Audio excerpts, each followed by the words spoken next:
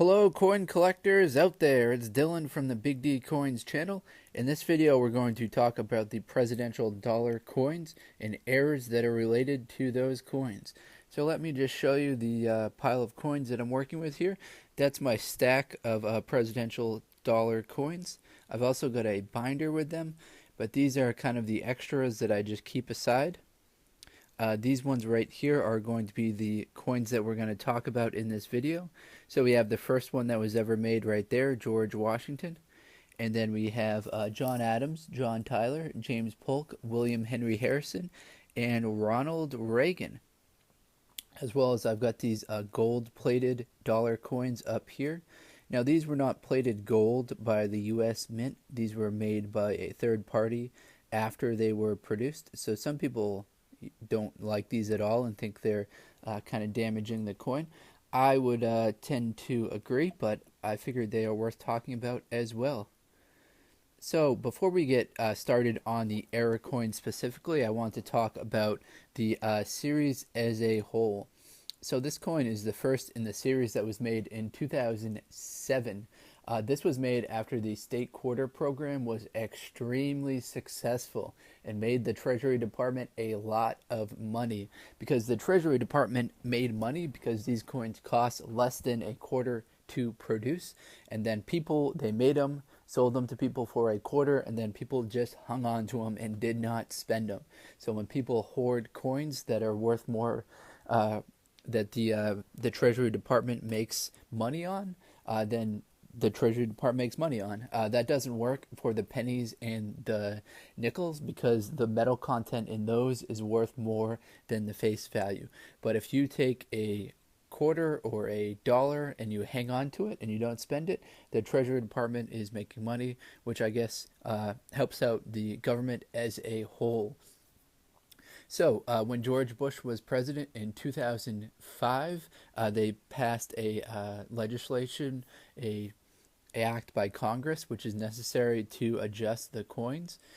So then they started making these coins, and this plan for that was to make all of the presidents that had been dead for at least 2 years, and they were going to make the dollars there were going to be 4 presidents per year. So it spanned about 10 years, and Ronald Reagan was the last president to appear on the dollar coin.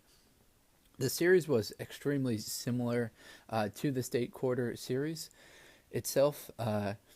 The metal content of these coins is 88.5% copper, 6% zinc, 2% nickel, and 3.5% magnesium. There were 3 types of coins that were produced. There were proof coins, there were uncirculated sets, which had a satin finish, and then there were the business strikes. So what we're going to be looking at today are the business strikes. And the business strikes are the ones that you would get from your bank in the regular rules. Now, there might be some proof coins and uncirculated sets that sneak in there, but most of them are going to be the business strikes. So the main error issue that existed with these coins was the edge lettering. So that was a kind of a tricky thing for the U.S. Mint to pull off. So there were many errors with that. So how that's made is that once the obverse and the reverse are striked, then they send it through another strike to do the sides. So specifically with George Washington, John Adams, and Thomas Jefferson, the first 3 coins that were produced, those are where the errors tend to be. And after that, they really tightened up their production quality and their quality controls to make sure that didn't happen again. So here's a set of that I just pulled from my pile that I showed you at the beginning. Now you can see, hopefully, that all of these have edge lettering on them. Some of them are more worn than others, so you'd have to really take a close look, but that's generally what the edge lettering should look like. Something else worth noting that was a big deal regarding these coins was the fact that for the first few years, that were produced, In God We Trust was not on the obverse or reverse of the coin, it was on the edge. So this created a big kind of hysteria in the media. People called these godless coins. They were freaking out that In God We Trust was taking off of our currency.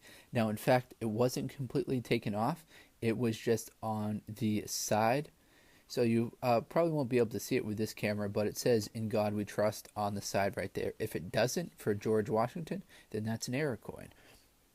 So if you fast forward a little bit to James Polk, or we could look at another one such as John Tyler, but you see this one right here, there's a design adjustment to it.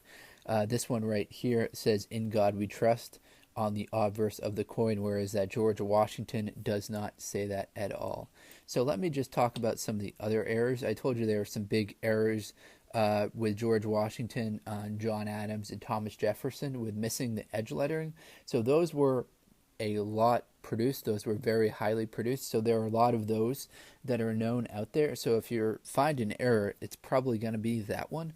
But unfortunately, because there are so many errors produced in that series, it's not worth quite as much. Some of the other ones, though, that you should look for. Now, I said that George Washington was missing some edge lettering. For John Adams, there's some doubling on the edge lettering. So that error existed because they printed the obverse, the reverse, and then the edge, and then they sent it back and they printed the edge again. So there's they doubled up all the printing on the edge for some of these coins. And there's two types of errors that exist for that. That's they printed two going the same way and then two going the opposite direction. So it might be, flipped over when they fed it back through by accident through the mint for the second time. Now, one of the other cool error coins that exist out there that are a lot more rare is there's a known error for the James Polk. It's known as the die adjustment strike. It just this error consists just of the James Polk portrait and no lettering around the outside. So it's pretty, if you look at pictures of this online later, it's pretty kind of astounding what this coin looks like. So it's just his portrait, "In God We Trust," 11th president, and the date are not there, and his name at the top is not there either. Then when you flip it over, you just see the Statue of Liberty and the $1 sign, and then you do not see the United States of America. And another thing I wanted to mention that was special about this this coin series is that it did not contain the words "liberty" on it. Now, I believe all of the coins previous to this had the words "liberty" on it, but this coin series does not have the words "liberty" on it. Instead, you see a image of the Statue of Liberty, which symbolizes liberty, but the coin itself does not have the word "liberty" anywhere on it. It's just the symbol of liberty on the reverse of the coin. Now, there are some other known, one of the more valuable error coins out there is the William Henry Harrison. This is a edge lettering error as well, and you'll kind of notice that as the series went on and as the mint really tightened up their production, there were fewer errors. Fewer errors means that if there are any errors, those are going to be worth more. So William Henry Harrison was the 9th president, the 9th coin in the series that were produced. So there are some errors relating to him that are worth more than the George Washington, John Adams errors because his production amount was much lower. He was also only president for 1 year, President 1841.